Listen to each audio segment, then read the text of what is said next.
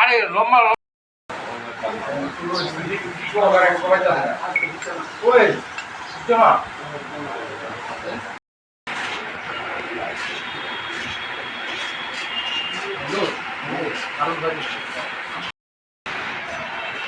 হেরি আধার কার্ডটা না না সরে না বস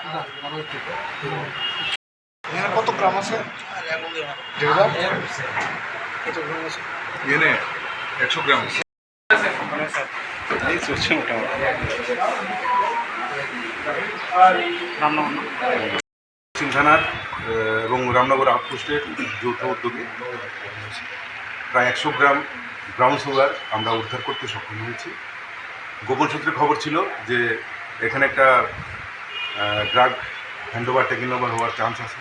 সেই অনুযায়ী সেখানে পুলিশ সিভিল ড্রেসে এবং পোশাকে ছিল এবং সেই প্রোগ্রাম অনুযায়ী বরজলা টিআরটিসি অফিসের সামনে ও যখন ড্রাগসগুলি নিয়ে আসে তখন তাকে ধরা হয়। ধরার পর চেক করা হয়। চেক করার পর তার কাছে 9টি পাউচ পাওয়া যায়, যার প্রতিটিতে 9.99 গ্রামের মতো আছে, অর্থাৎ টোটাল প্রায় 100 গ্রামের মতো ব্রাউন সুগার আছে, যেগুলি বাজার মূল্য নট লেস দেন 8 লাখ। তাকে জিজ্ঞাসাবাদ করার পর তার নাম জানা যায় রাজীব দত্ত, তার বাবার নাম প্রদীপ দত্ত, বাড়ি নতুন কলোনি কমলাশা। তো সে কীভাবে এই মালগুলি মানে এই ড্রাগসগুলি আনলো, কীভাবে কাকে হ্যান্ডওভার করলো, বাকি বিস্তারিত যেগুলি ছিল সেটা আমরা আজকে থেকে পুলিশ রিমান্ডে আনছি, এনে জিজ্ঞাসাবাদ করে তার থেকে বিস্তারিত ওইখানে কি সে একাই ছিল না অন্য? ওখানে একাই ছিল।